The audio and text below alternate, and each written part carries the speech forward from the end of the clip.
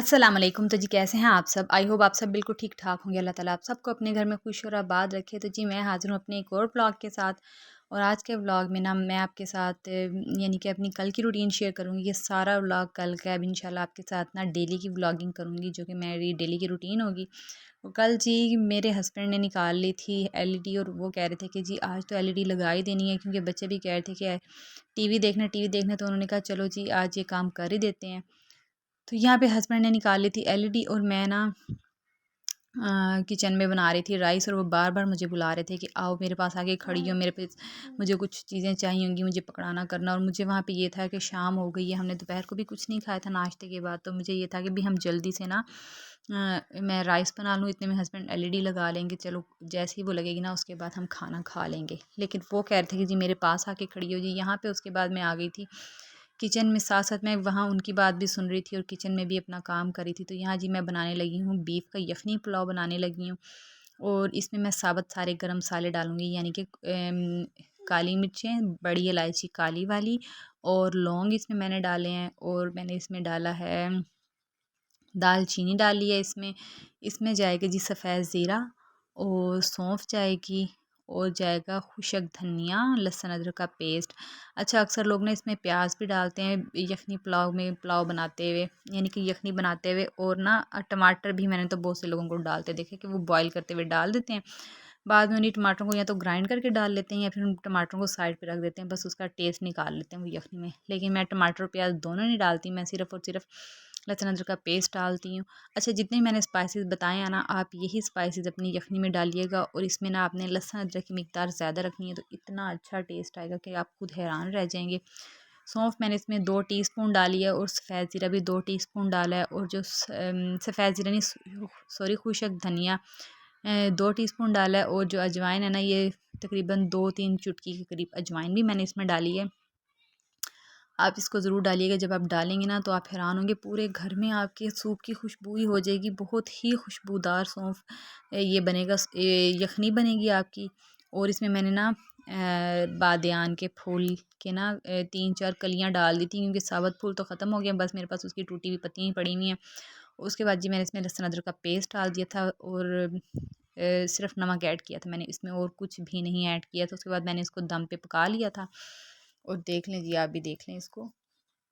जब ये सूप तैयार हो गया था, जब ये पक रहा था ना, फिर इतने में जी हस्बैंड ने मुझे बुला लिया था कि मुझे फ़लाँ चीज़ पकड़ाओ, ये करो वो करो। तो बस फिर मैं उनके साथ हेल्प भी करवा रही थी, और साथ साथ मैं अपना काम भी कर रही थी। फिर इसके साथ ही मैं किचन में गई, और मैंने जाके ना चावलों के लिए टमाटर, हरी मिर्चें, सफ़ेद ज़ीरा, और खुशक धनिया साबुत वाला, और सौंफ ना, इन सबको मिक्स करके तो मैंने ग्राइंड करके रख लिया था, कि जितनी देर में यखनी बनेगी उतनी देर में ना मैं ये चीज़ें ग्राइंड भी कर लेती हूँ। फिर साथ साथ हस्बैंड की हेल्प भी करवा रही थी। देखें खतीजा फ़ातिमा ना, ड्रिल मशीन का इतना ज़्यादा शोर होता है ना, इसके शोर की वजह से दोनों इतनी ज़्यादा खौफज़दा हो गई थी ना, दोनों बच्चियाँ बहुत खौफज़दा थीं।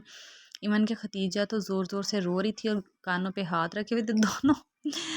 बेचारी इतनी ज़्यादा खौफज़दा थी कि रोते रोते ना कानों से हाथ हटा के मुंह पे हाथ रख लिया उसने।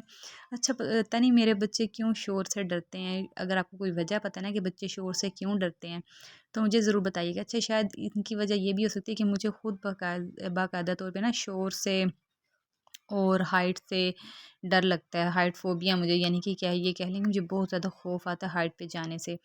मैं पहाड़ी इलाकों में कभी भी नहीं जाती, हालाँकि मेरे हस्बैंड को बहुत शौक है, मेरे बहन भाई तो मुझे बहुत कहते हैं चलें, चलें, चलें, लेकिन मैं नहीं जाती, क्योंकि मुझे हाइट फ़ोबिया है।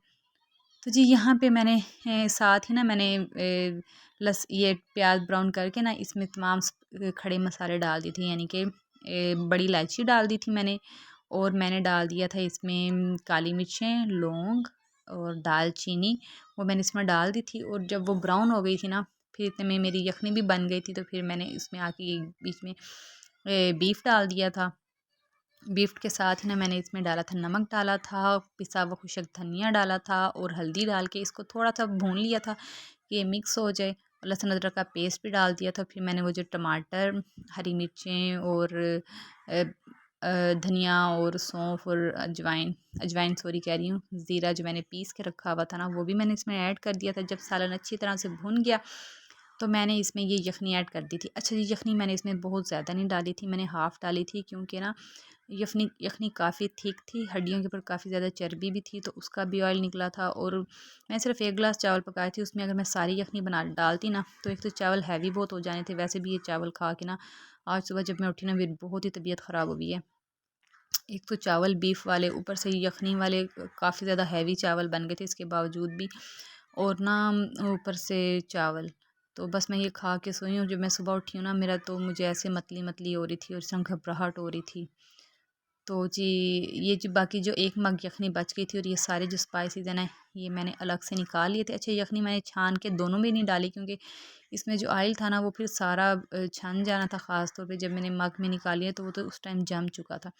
और यहाँ पे जी मैं बेड हस्बैंड ने जब एलईडी लगा दी थी ना, उसके बाद उन्होंने कहा कि बेडशीट चेंज कर दो, सारी मट्टी-मट्टी हो गई, क्योंकि ड्रिल मशीन चली थी कमरे में। तो मैंने फिर उस दिन जो मैंने नई बेडशीट निकाली थी ना, मैंने कहा चलें आज इसकी भी बिस्मिल्लाह कर देते हैं, ये भी बिछा लेते हैं। और बेडशीट बिछाते हुए भी ना मैंने सूरत कदर साथ साथ पढ़ती रही थी। अच्छा, मैं आपको सूरत कदर के बारे में भी बताऊंगी आगे चल के। तो ना यहाँ पे हमारे राइस भी तैयार हो गए थे और हमारी एलईडी भी लग गई थी, और साथ ही मैं वाइट कौरमा बना रही थी। उसकी रेसिपी मैंने बनाई थी, लेकिन मैं शेयर नहीं कर सकी क्योंकि वो कंप्लीट रेसिपी नहीं थी। तो मैंने कहा अब इसको मैं क्या शेयर करूँ, क्योंकि काम भी कर रही थी और साथ रिकॉर्ड भी कर रही थी। बस मैं रिकॉर्ड करना बीच बीच में से भूल गई थी। चावल बहुत ही टेस्टी और यमी बने थे। आप इस रेसिपी को ज़रूर ट्राई कीजिएगा, आपको भी बहुत ज़्यादा पसंद आएगी। बहुत सिंपल है, बहुत ही बेसिक स्पाइसेस के साथ, लेकिन बहुत ही टेस्टी बनती है। तो जी, यहीं तक था मेरा आज का व्लॉग। खुश रहें, खुशियाँ बांटते रहें। अल्लाह हाफिज़।